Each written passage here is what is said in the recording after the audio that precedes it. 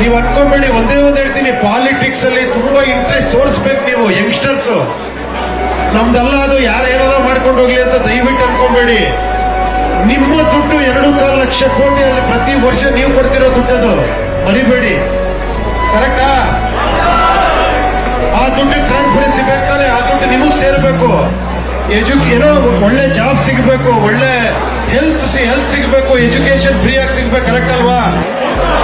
ಅದಕ್ಕೋಸ್ಕರ ನಾನು less cash party, ದುಡ್ಡೇ ಇಲ್ಲದೆ ಒಂದು ಪೊಲಿಟಿಕಲ್ ಪಾರ್ಟಿ ಮಾಡಿದ್ದೀನಿ.